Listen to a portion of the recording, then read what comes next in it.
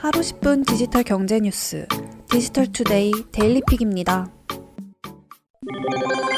비트코인 투자 광풍이 블록체인 발전에 걸림돌이 되고 있다는 분석이 나왔습니다. 국무총리 산하 경제, 인문사회 연구회는 연구 보고서를 통해 블록체인 기술 도입과 확산에 비트코인의 역할이 중요하다고 강조했습니다. 하지만 투기 열풍 등으로 인한 왜곡된 인식이 기술 발전의 발목을 잡고 있다고 지적했습니다. 비트코인 가격 폭등이 사회적 이목을 집중시킨 후 많은 사람들은 그 핵심 기술인 블록체인 기술에 관심 갖기 시작했기 때문입니다. 보고서는 아직도 대다수의 사람들이 블록체인 하면 비트코인을 떠올린다며 일반인들의 왜곡된 인식이 블록체인 산업 발전의 가장 큰 걸림돌이라고 주장했습니다. 블록체인 기술을 어떻게 잘 활용할 것인지에 초점을 맞춰야 하는데 비트코인 투기와 가격에 관심이 집중되고 있다는 것입니다. 정부 역시 비트코인의 투기성에만 집중해서 가상자산에 대응하고 있다고 분석했습니다. 블록체인 확산을 위한 법제도의 뒷받침도 미비하다고 지적했습니다. 아직까지 국가 차원의 제도와 규제 마련의 비전이 빈약하다는 것입니다. 이 밖에도 탈중앙화를 지향하고 분권화된 블록체인 기술의 등장에 대해 중앙 집중형 시스템을 구축해놓은 기관이나 기업들이 반발하며 갈등이 불거질 수 있다고 전망했습니다.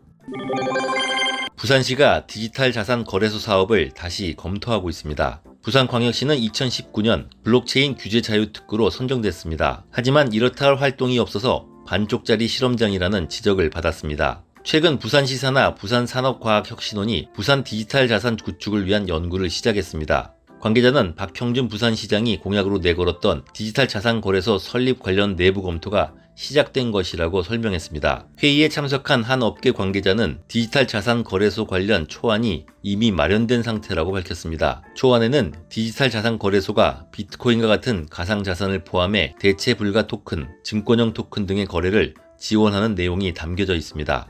업계 관계자는 공공성을 띤 디지털 자산 거래소에 대해서도 여러 가지 아이디어가 나왔다고 말했습니다. 예를 들어 검찰에서 압수한 가상자산을 처분할 수 있도록 시장을 형성해보자는 식의 아이디어들이 공유됐다고 설명했습니다.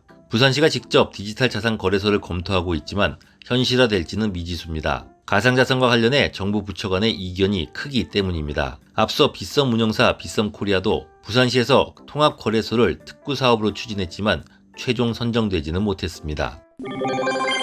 지난 6월 세계 최초로 비트코인을 법정 화폐로 채택한 엘살바도르가 이번엔 자체 디지털 화폐를 발행합니다. 엘살바도르 정부는 스테이블 코인을 기반으로 한 디지털 화폐 발행을 추진하고 있다고 현지 언론들이 보도했습니다. 현재 나이브 부켈레 엘살바도르 대통령이 추진하고 있는 스테이블 코인 기반 디지털 화폐는 10년 전 폐지한 콜론, 이른바 디지털 콜론 발행을 통해 지난 2001년 폐지한 자국 화폐 콜론의 부활을 노리고 있습니다. 엘살바도르 정부는 카르다노와 알고랜드 등 여러 블록체인 업체들과 디지털 콜론을 올해 안에 발행하는 방안을 협의하고 있는 것으로 알려졌습니다. 하지만 아직 구체적인 계획이나 발행 방안은 공개되지 않았습니다.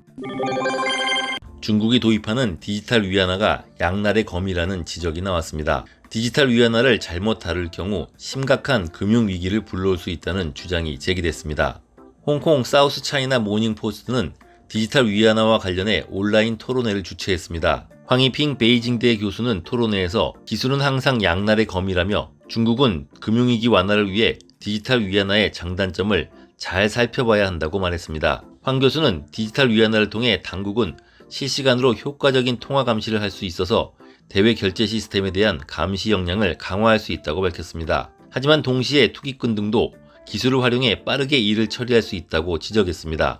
따라서 디지털 위안화를 올바로 관리하지 않으면 심각한 금융 위험이나 심지어 금융 위기가 있을 수 있다고 강조했습니다. 한편 중국의 디지털 위안화 시범 사업은 상하이, 선전, 수저우, 베이징 등 중국 11개 지역에서 진행 중이며 사용 규모가 한화로 6조 원을 넘어섰습니다. 중국의 디지털 위안화 도입은 거의 막바지 단계이며 언제든 공식 도입 선언이 가능한 수준으로 평가받고 있습니다.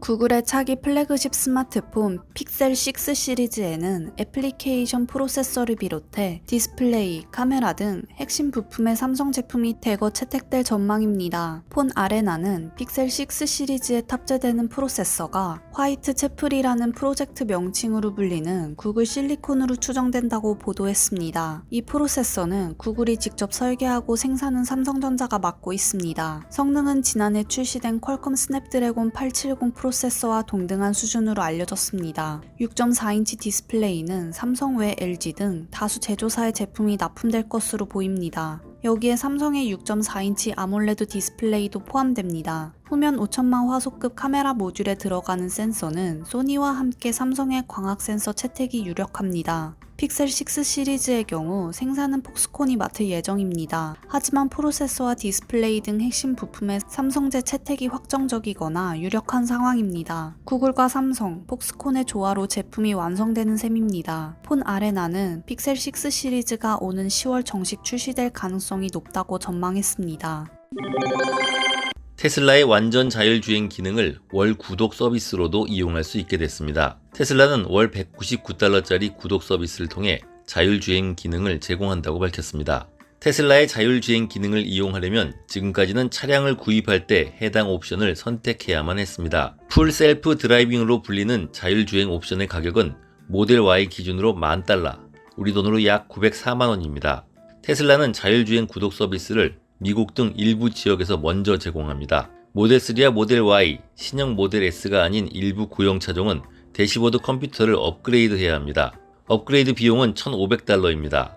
테슬라의 완전 자율주행은 기존 지능형 크루즈 컨트롤보다 한 단계 고도화된 성능을 지원합니다. 내비게이션을 통한 자율주행을 비롯해 차선 변경, 자동 주차, 차량 호출 등이 가능합니다. 신호등과 표지판 인식, 복잡한 도심 시내의 자율주행 기능도 조만간 제공할 예정입니다.